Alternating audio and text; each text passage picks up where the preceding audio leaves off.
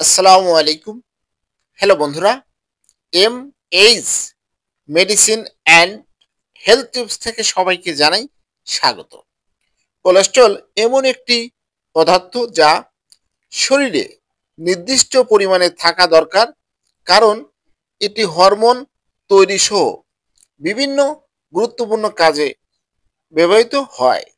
কিন্তু অতিরিক্ত কোলেস্ট্রল শরীরের জন্য বিপজ্জনক হয়ে উঠতে পারে, বিশেষত এলডিএল বা খারাপ কোলেস্ট্রল যদি বেশি হয়ে যায়, তাহলে এটি রক্তনালীতে জমে গিয়ে ধমনী সরু করে দেয়, যার ফলে হৃদরোগ, স্ট্রোক ও অন্যান্য জটিলতা দেখা দিতে পারে।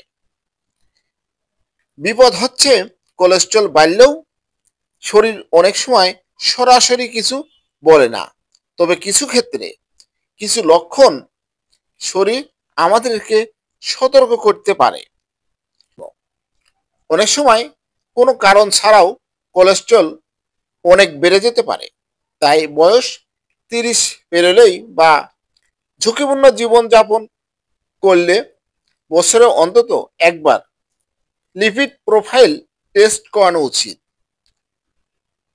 কোলেস্ট্রল নিয়ন্ত্রণে যা করবেন: চর্বি ও তেল কম খাবেন, নিয়মিত হাঁটা বা ব্যায়াম করুন, ধূমপান, অ্যালকোহল এড়িয়ে চলুন, ওজন নিয়ন্ত্রণে রাখুন, শাকসবজি ও ফাইবার জাতীয় খাবার বেশি খান।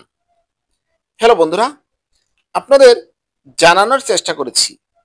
আমার এই ভিডিওটি যদি ভালো লাগে, নতুন নতুন ভিডিও পেতে আমার চ্যানেলটি এখনই সাবস্ক্রাইব করে রাখুন, লাইক, কমেন্ট, শেয়ার করুন। সবাই ভালো থাকবেন, সুস্থ থাকবেন।